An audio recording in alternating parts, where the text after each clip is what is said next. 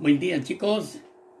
Bien, en esta oportunidad vamos a tratar sobre el tejido óseo, el tejido muscular, liso, estriado y cardíaco, y el tejido nervioso representado por la neurona.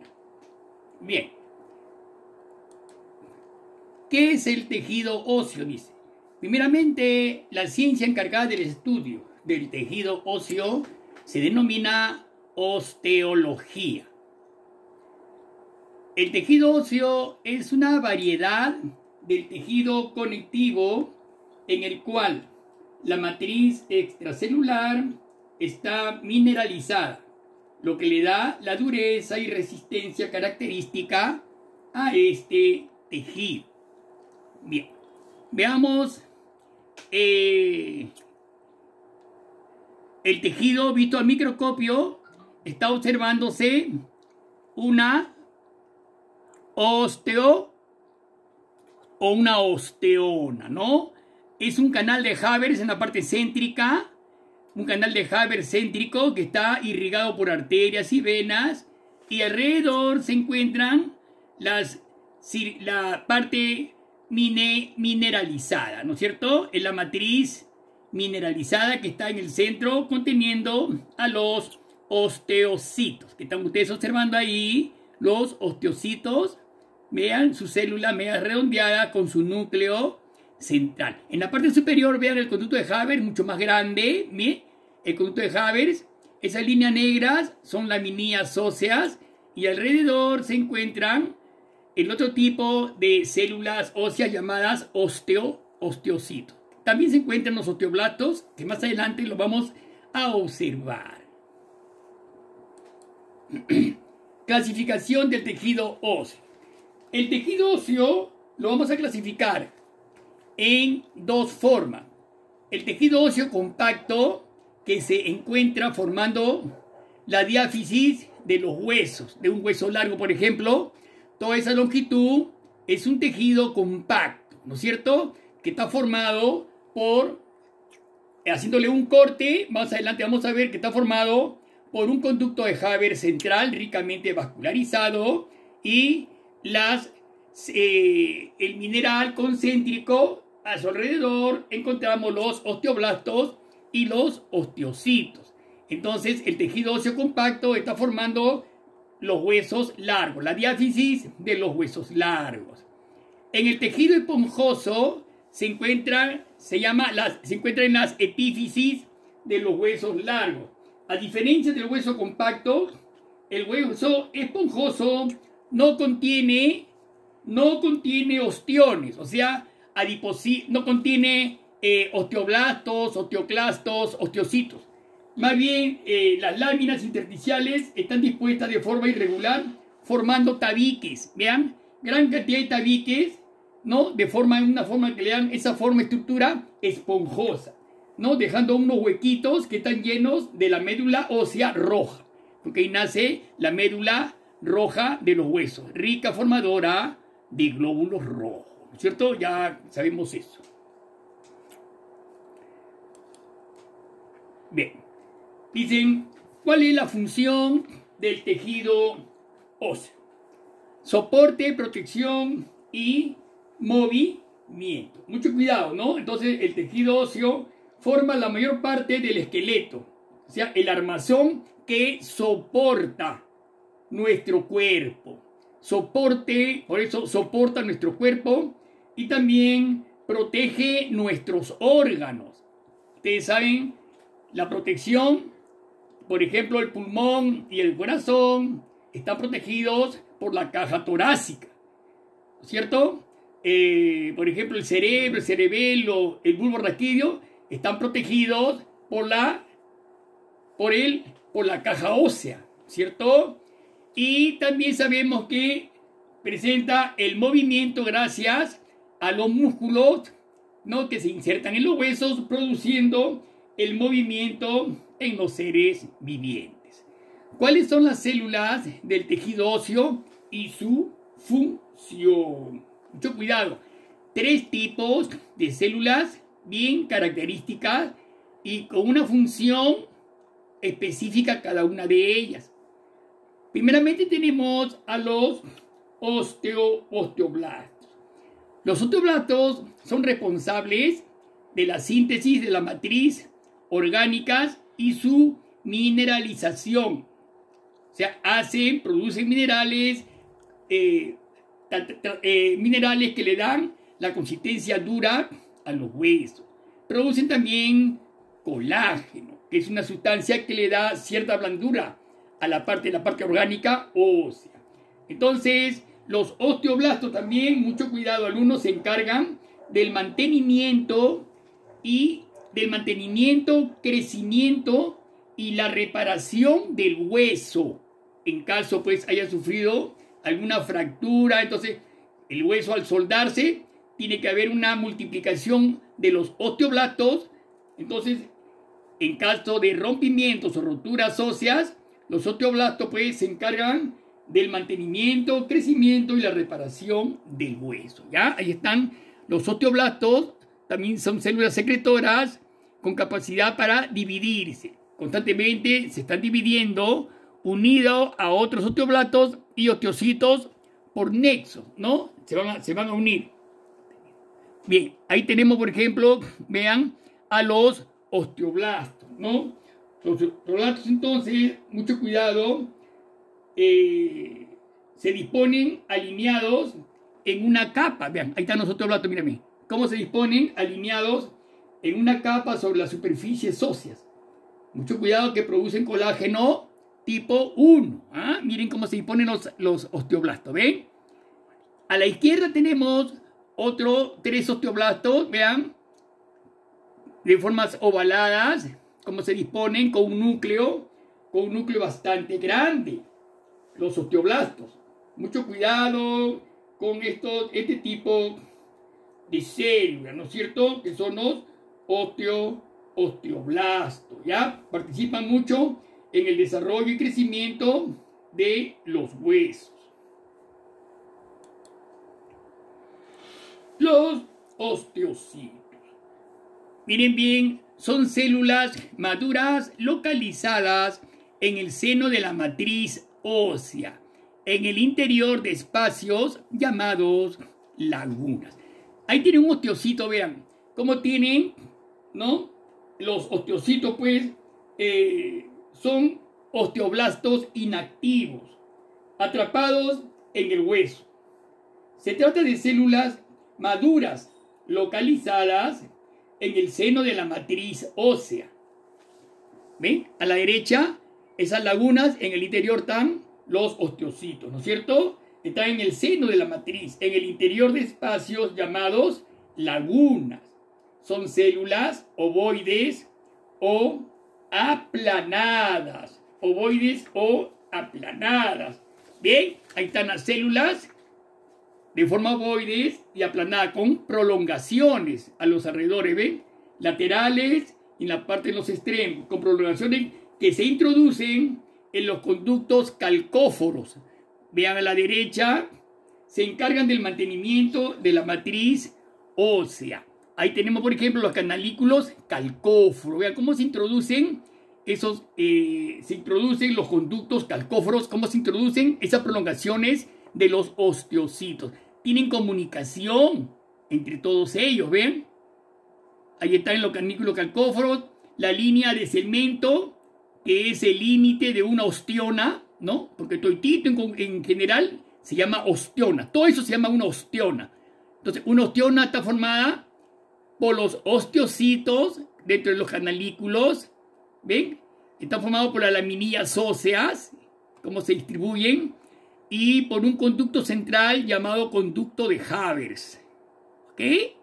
Todo eso es una osteona, ¿no es cierto? Ese es un corte prácticamente horizontal de un hueso duro, ¿no? De un hueso duro, ¿no? Ahí está la osteona, los conductos de Havers, el osteocito entre los canalículos, ahí están los canalículos. Y a la izquierda ahí está la línea de cemento, que es el límite de una osteona, los canalículos calcóforos, las laminillas óseas, y el canal de Havers, ¿no? En el centro el canal de Havers, que como ustedes saben, pues es donde ingresan las arterias, las venas y el nervio que estimula el hueso. Ya no olvidemos entonces un osteón que consta de 5 laminillas óseas dispuestos alrededor de un grupo de vasos sanguíneos albergados en el interior de un canal central o conducto de Havers. Bien, pasamos a los osteoclastos. Son los macrófagos del tejido óseo, ¿no? Son células grandes, poligonales y multinucleadas. Su función fundamental es la remodelación ósea. Miren un corte microscópico que está señalando el puntero. Grandes, ¿no? Poligonales, de forma poligonales, vean, inmensas. Multinucleadas, o sea que tienen varios núcleos en su interior, ¿no? Y su función es la remodelación ósea. Estas células también secretan ácidos y enzimas proteolíticas. Disuelven la matriz ósea liberando minerales. Vuelvo a repetir entonces, son los macrófagos del tejido óseo, ¿no es cierto? Pertenecen al sistema fagocitario. Vuelvo a repetir, células grandes, poligonales y multinucleadas. No olvidemos, ahí está una célula a la izquierda, ¿ya? Son células encargadas de producir y reparar y mantener el tejido óseo. A la derecha tenemos también un osteoclasto, vean, grandes y sus núcleos en la parte interna, ¿ven? Polinucleadas, no son osteoclastos.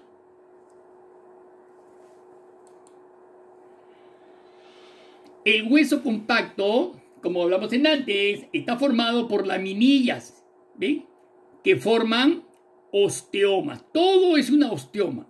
La unión de las laminillas se produce mediante una matriz calcificada que alberga a los osteocitos, que son células óseas. Ahí está indicando, miren, las laminillas óseas concéntricas.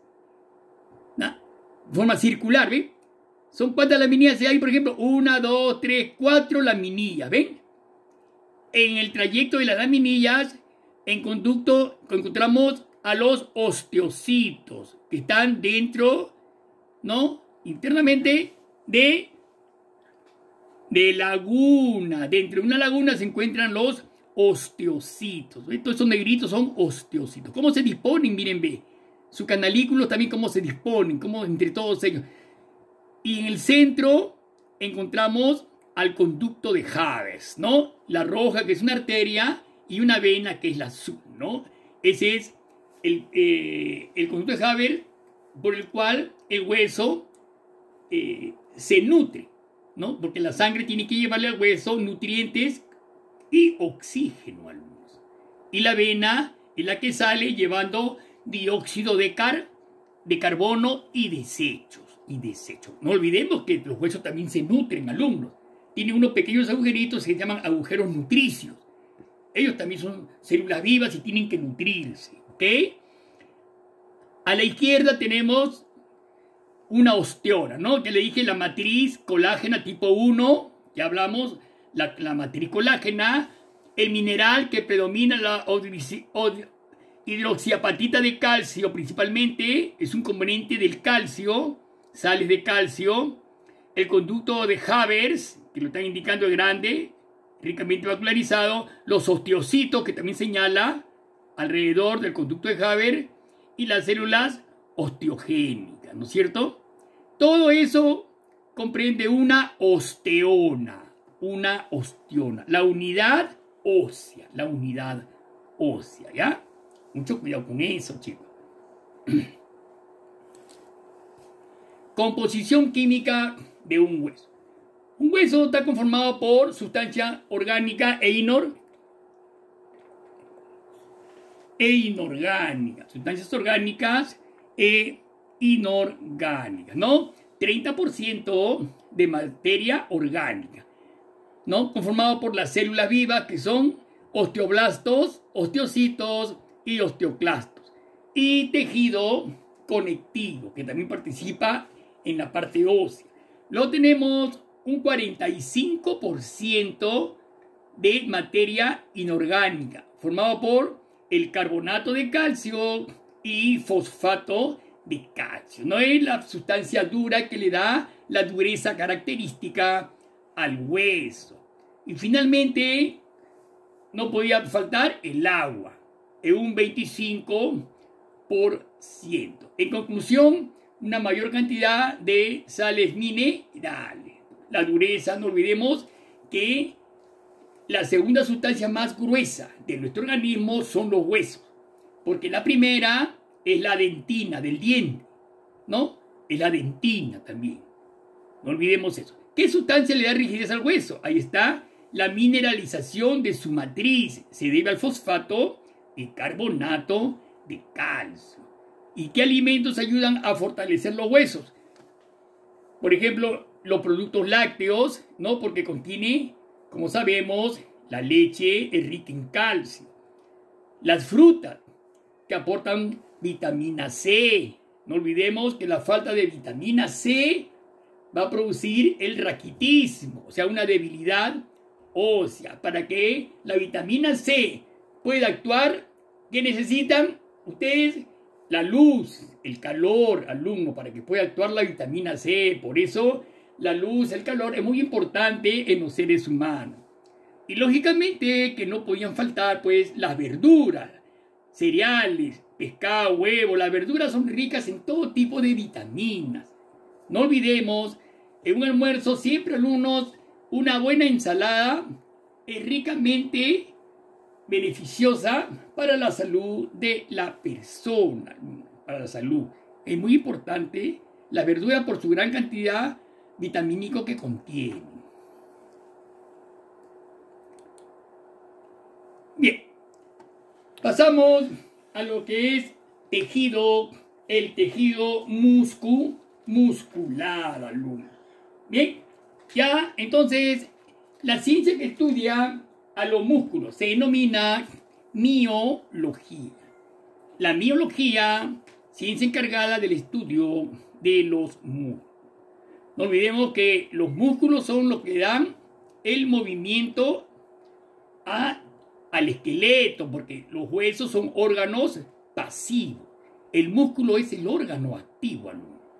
Entonces, ¿cuál es la función del tejido muscular? Generar principalmente movimiento, conjuntamente con los huesos, ¿ya? Aproximadamente el 40% de nuestra masa corporal está constituida por tejido muscular. Más de 600 músculos esqueléticos que representan alrededor de la mitad de nuestro peso corporal. Miren, un 40% de todo su peso es de los músculos, ¿no? Entonces, los músculos que mueven el esqueleto humano varían también en sus formas y tamaños y se extienden a cada parte de nuestro cuerpo. No olvidemos, más de 600 músculos esqueléticos que representan pues el 40% de nuestra masa. Y no olvidemos también que los vasos sanguíneos y los nervios llegan a cada músculo y van a ayudar a controlar y regular la función de cada uno de ellos. Tipos de músculos. Hay 3 tipos de músculos ya conocidos por todos, alumnos. Esto lo conocemos ya desde primero, segundo y secundaria.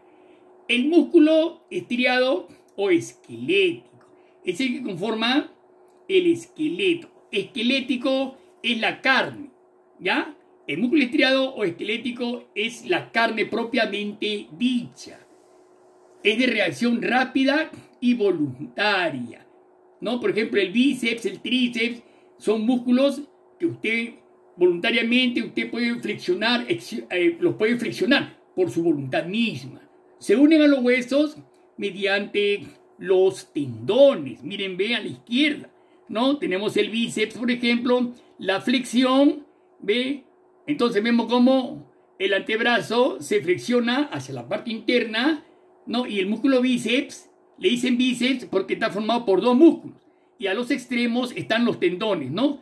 Que se unen a la parte superior, ¿no? Con el acromio u omóplato, y en la parte inferior con el radio y el cúbito, ¿no es cierto? Ahorita su tendón clarito, se notan los tendones. Y el músculo. Son músculos lisos, son músculos estriados o esqueléticos, ¿ok? Ahí está la contracción y a la derecha está la relajación o extensión, ¿no? Del antebrazo, ¿no es cierto? Entonces se relaja, ¿no es cierto? Y se contrae. En la parte superior, el bíceps se contrae y el tríceps se relaja. Y en la parte inferior, lo inverso. El bíceps se relaja y el tríceps se contrae, ¿no es cierto?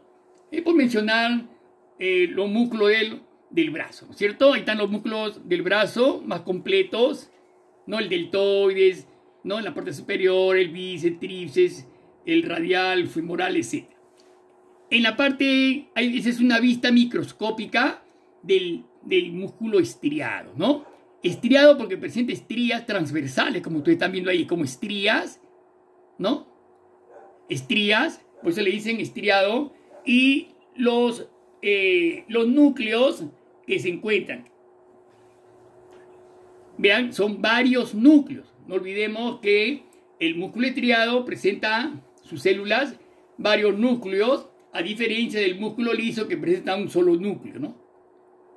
Son polinucleados, por eso ellos con bandas transversales, ¿no?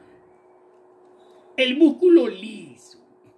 A ver, el músculo liso es de contracción lenta e involuntaria. Lo encontramos en las paredes de los órganos huecos del cuerpo. Estómago, vejiga, útero, arterias. Presentan un solo núcleo y tienen forma de uso. Si ustedes ven, ahí está un corte del tejido muscular liso, ¿no? Vemos las fibras musculares lisas, la forma de uso que contienen, vean, en la parte central, ancha, y en los extremos angosto, ¿no es cierto? En forma de punta son anchas en la parte central y en los extremos angostos, ¿no? Son los núcleos, fibras musculares lisas, y presentan un solo núcleo, ¿ok? Bien, y la encontramos donde, a ver, por ejemplo, pongamos que venga un dolor de estómago. Entonces, ¿qué sucede? Las fibras musculares del estómago es tejido muscular liso. Entonces, se contrae la fibra muscular produciendo el dolor característico de estómago. Así como te puede doler el estómago, de repente es un dolor intestinal, un cólico intestinal, ¿no? Como verán ustedes, el dolor es lento e involuntario, ¿no? Un cólico renal, por ejemplo, ¿no? Porque también se encuentran recubriendo las paredes internas de los riñones, del estómago, de las arterias, ¿no? Entonces, todo esto, lo que estoy mencionando, le pertenece al tejido muscular liso. Y el último, que es el tejido muscular cardíaco, de contracción rápida e involuntaria. ¿Ven? Ahí está un corte microscópico. Vean, sus estrías son músculos algo más anchos que los anteriores, tejido más ancho, y sus músculos, sus núcleos, de contracción rápida e involuntaria, formado por células llamadas cardiomiocitos, ¿no? Son células ramificadas y de bandas transversales. En la parte inferior tenemos,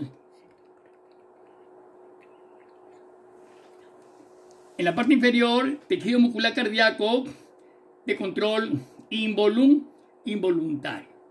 Miren los cortes microscópicos. Tejido muscular esquelético, control voluntario. Mira cómo el primero tiene separaciones entre sus células, sus tejidos, ¿ah? En cambio, en el segundo, el esquelético, están íntimamente relacionadas. Y por último, el tejido muscular liso, control involuntario, ¿no es cierto?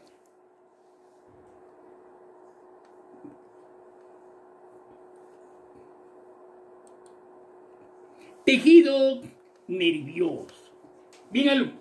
Veamos ahora el tejido nervioso.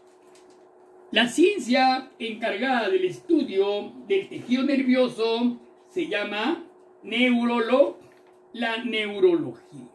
Neuro, que significa nervio. Logos, estudio, tratado. Tratado de las neuronas. La unidad principal del tejido nervioso, sistema nervioso, es la neurona. La neurología es la ciencia encargada del estudio del tejido nervioso. ¿Cierto? Dice, el tejido nervioso está formado por células muy transformadas que han exagerado su excitabilidad. Son llamadas neuronas. Bien, la neurona consta de 3 partes. Soma o cuerpo celular. Es la que recibe las excitaciones, las analiza y la transforma en excitación motora para un músculo o secretora para una glándula.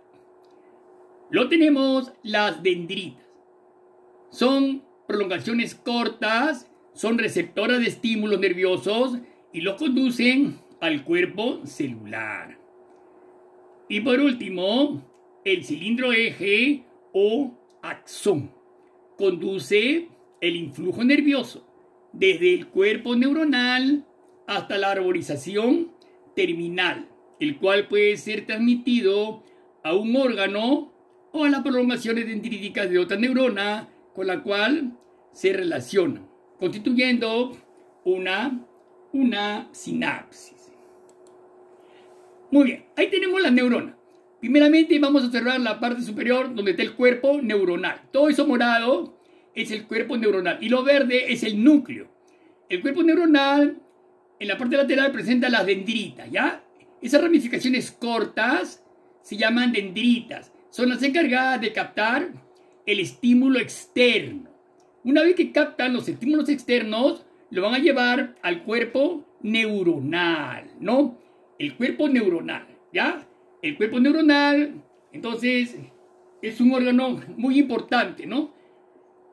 De ahí, el cuerpo neuronal va a salir una prolongación larga que se llama cilindro eje o axón, ¿ya? Toda esa prolongación larga se llama cilindro eje o axón, ¿ya? Tenemos esa parte transparente, viene a ser la mielina. No todas las neuronas presentan mielina, ¿ya? Acá le hemos puesto pues una neurona cerebral que contiene la mielina, ¿no? Una especie de un lípido que acelera, su función es acelerar las reacciones químicas, ¿no? Cada una de esas células, cada pedacito de eso se llaman células de Schwann. Y entre célula y célula hay como unas estrangulaciones que son las estrangulaciones de Rambier. A la derecha sigue, si usted sigue el estímulo, vean, el cilindro eje o axón va a terminar en una ramificación arborescente llamada telodendrón. ¿Ven? En los extremos hay como unos puntitos, ¿no? Se llaman botones sinápticos, que son las que se van a relacionar con las otras dendritas de otra neurona. Ahí veamos a la derecha, vemos ahí claramente el núcleo, el nucleolo, el núcleo, las dendritas, ve como ramificaciones chiquitas que captan los estímulos, ¿no? El estímulo que es captado es llevado al cuerpo soma, ¿no? El cuerpo soma emite una respuesta y sigue por el cilindro eje o axón y ahí se está ramificando con la dendrita de otra neurona. Miren la ramificación terminal, cómo se está uniendo mediante botones sinápticos a la dendrita de otra neurona. Sigue el estímulo y nuevamente, y así nuevamente. Esas uniones se llaman sinapsis neuronal y se unen miles y miles de neuronas y forman un nervio. ¿Ya? La parte final de la neurona, verán, va a terminar en un músculo para producir un movimiento o en una glándula para hacer que esta secrete alguna sustancia beneficiosa para el organismo. Bien, chicos, creo que hasta acá ya hemos hecho lo básico, lo más importante, pues, en cuanto a tejido. No olvidemos que más adelante, cuando agarremos sistema nervioso, ya vamos a hablar sobre sistema nervioso central, sistema nervioso periférico, etcétera, etcétera, etcétera, etcétera. Ya, este es un preámbulo normal de tejido nervioso, Bien, chicos, no olvidemos entonces, le voy a dejar el trabajo en la plataforma, chicos. Me lo van a hacer porque estoy evaluando todos los trabajos que así están en la clase también. Bien, chicos, nos vemos entonces. Hasta luego.